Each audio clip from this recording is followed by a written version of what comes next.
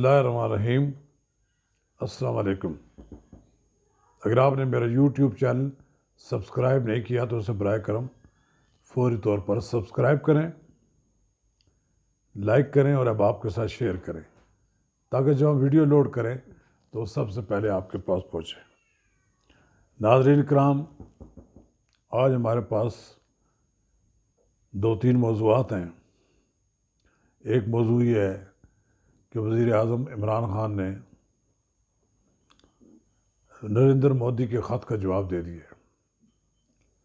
दूसरी बात यह है कि पाकिस्तान में कोरोना वायरस को बचाव के लिए जो रूसी वैक्सीन है उसकी कीमत के तयन पर आलमी सतह पर एहतजाज महसूस किया गया है। आलमी सतह पर उसकी बाज़गश्त हुई है। ट्रांसपेरेंसी इंटरनेशनल ने भी इस बारे में एक ख़त लिखा है वज़ारत सेहत को कि आप जो कीमत चार्ज कर रहे हैं वो बहुत ज़्यादा है। इस तरह तीसरा मामला यह है कि पीडीएम का मुस्तकबिल ताहाल ज़ेर बहस है। कुछ चीज़ सामने नहीं आ रही कि पीडीएम का क्या बनेगा। चौथी बात यह है कि साबिक़ वज़ीर आज़म मोहम्मद नवाज शरीफ मुसलसल दूसरे रोज़ पार्टी की क़यादत के साथ राब्ते में हैं। वीडियो लिंक पर उनसे ख़िताब कर रहे हैं। घंटों बातचीत हो रही है। मुस्लिम लीग नून की तरफ से अभी तक कोई ख़बर बाहर नहीं आई, लेकिन आम क़यास राय यही है कि मुस्लिम लीग नून पीडीएम के मुस्तकबिल के बारे में गुफ्तगू कर रही है और कोई फ़ैसला कर रही है कि उन्हें क्या करना चाहिए। तो नाज़रीन किराम, जैसा कि भारतीय वज़ीर आज़म नरेंद्र मोदी ने हमें 23 मार्च की जो मुबारकबाद भिजवाई उसमें उन्हें हमें मशवरा दिया कि हम दहशतगर्दी से पाक माहौल पैदा करें और तभी तलकात आगे बढ़ सकते हैं।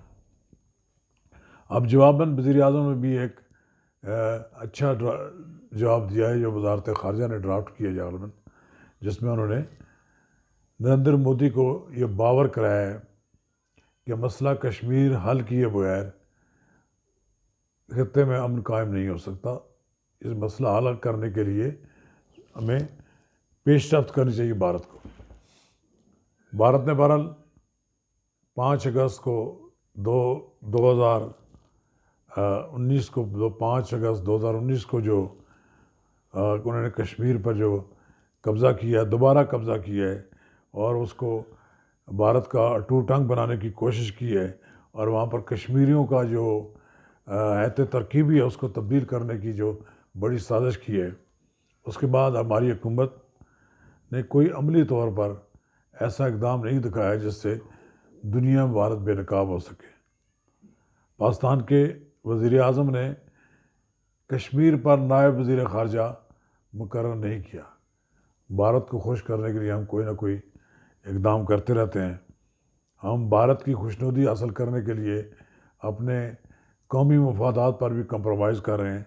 मेरा ख़्याल ये है कि वज़ीर आज़म को भारत को कोई जवाब देने के लिए पाकिस्तान की अपोजिशन को अपने साथ खड़ा करना पड़ेगा। दूसरी बात, पाकिस्तान में वैक्सीनेशन कोरोना वायरस से बचाव के लिए वैक्सीनेशन शुरू हो गई है। 60 साल से ऊपर के लोगों को इंजेक्शन लगाए जा रहे हैं। ये वो इंजेक्शन हैं जो अवामी जमहूरिया चीन ने पाकिस्तान को तोहफे में दिए हैं।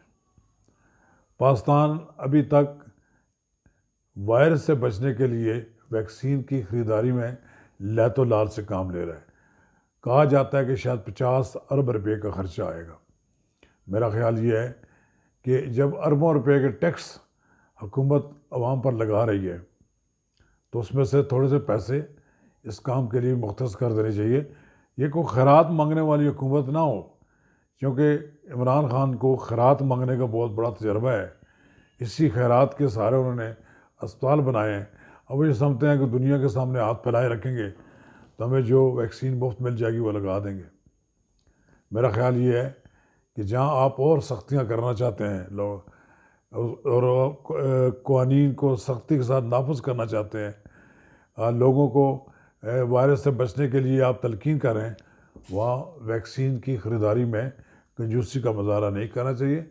हुकूमत को फौरी तौर पर इसके लिए फ़ंड रिलीज़ करना चाहिए। लोगों का हक़ है कि वो टैक्स देते हैं, हुकूमत की ज़िम्मेदारी है कि उन्हें ये वैक्सीन फराहम करे। जैसा कि ट्रांसपेरेंसी इंटरनेशनल ने ये शिकायत की है कि पाकिस्तान में रूसी जो वैक्सीन आ रही है उसकी कीमत बहुत ज़्यादा मुकर्रर कर दी गई है, किसको फ़ायदा पहुंचाने की कोशिश की जा रही है। पहले ही पाकिस्तान में महंगी अद्वियात हो गई हैं और हुकूमत की नालायकी की और कुछ लोगों की लूट मार की वजह से अब अद्वियात जो 500 रुपये मिलती थी वो 1000 से 1200 रुपये 1300 रुपये तक चली गई। ये सिलसिला बंद होना चाहिए। लोगों को सस्ती अद्वियात फराहम करनी चाहिए। जितने की वैक्सीन आ रही है उसी कीमत पर ये आवाम को मार्केट में मिलनी चाहिए ताकि लोग अपने ख़र्च पर भी लगवा सकें। मेरा ख़्याल ये है कि ये जो वैक्सीन के नाम पर जो कारोबार के लिए लोगों ने अपने मंसूबे बनाए हैं इसको ख़त्म होना चाहिए। रही बात पीडीएम के मुस्तकबिल की, अभी तक तो पीपल्स पार्टी ये कोशिश कर रही है कि अपोजिशन लीडर की तकर्री में उन्होंने जिस तरह हाथ फैलाकर हुकूमत से मदद मांगी, एस्टेब्लिशमेंट से मदद मांगी और बाप से अपनी मदद मांगी, अब वो चाहती है कि इस मामले पर मिट्टी पड़ जाए और उसका भरम कायम रहे और वो अपने आप को अपोजिशन की जमात कहलाने की मुस्तहक बन जाए। लेकिन मुस्लिम लीग नून उसको किसी सूरत में भी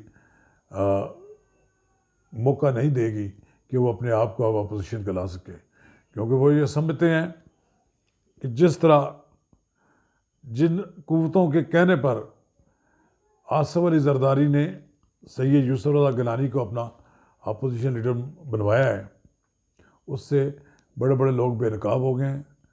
उनकी असलियत पता लगी है कि वो कहाँ और किस जगह पर से पानी पीते हैं, किस घाट से पानी पीते हैं। इसलिए उनका नाम नेहाद जो अपोजिशन में रहने का जो तस्वर था वो ख़त्म हो गया है। अब मेरा ख़्याल ये है कि उनको सारा कुछ कच्चा चट्टा सामने आ गया। मुस्लिम लीग नून इससे पूरी तरह आगाह है। नवाज़ शरीफ अब खुलकर सामने आ गए हैं। उन्होंने पिछले 2 रोज़ से पाकिस्तान मुस्लिम लीग नून के इजलास मुनक़्क़द किए हैं। वीडियो लिंक पर उनसे खिताब किया है। शाहिद खाकान अब्बासी के घर में इजलास मुनक़्क़द होते रहे जिनमें गालबन ये तय पाया है कि पीडीएम का जब भी इजलास मुनक़्क़द हो उसमें पीपल्स पार्टी पर दबाव डाला जाए और पीपल्स पार्टी को इस बात पर मजबूर किया जाए कि वो चेयरमैन सेनेट के ख़िलाफ़ तहरीक अदम एतमाद लाए, क्योंकि अब तक के दस्तों से 57 सेनेटर अपने आप को अपोजिशन में ज़ाहिर करें। पता लग जाएगा कि जिन लोगों ने सैयद यूसुफ रज़ा गिलानी को वोट दिया है अपोजिशन लीडर के लिए, वो क्या उनके साथ खड़े होते हैं या सादक सजरानी के साथ। एक बात तो वाज़ेह भी हो गई है कि अब पीडीएम में वो दमखम नहीं है कि जो वो इमरान खान की हुकूमत को गिरा सके। अजीब तमाशा है कि अचानक लॉन्ग मार्च मुलतवी कर दिया गया। इस लॉन्ग मार्च मुलतवी करने के पीछे भी कई कहानियाँ गर्दिश कर रही हैं। कहा जाता है कि एस्टेब्लिशमेंट के इशारे पर लॉन्ग मार्च मुलतवी हुआ है और इमरान खान को मज़ीद तंग ना करने की हदायत मौसूल हुई तो लॉन्ग मार्च भी मुलतवी कर दिया गया।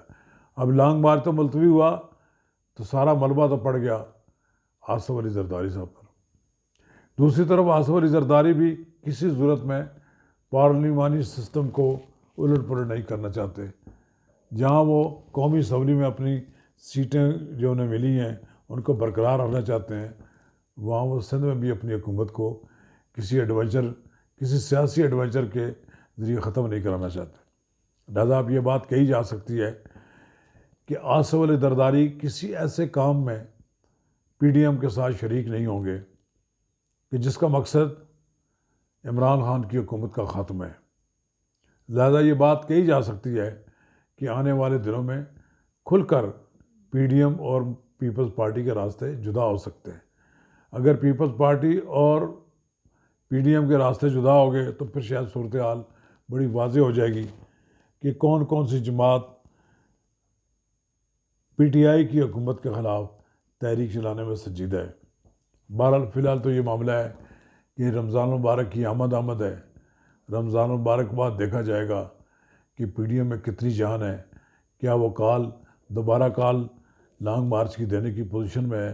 ये सारी सूरत हाल ईद उल फितर के बाद ज़ाहिर हो जाएगी। शुक्रिया।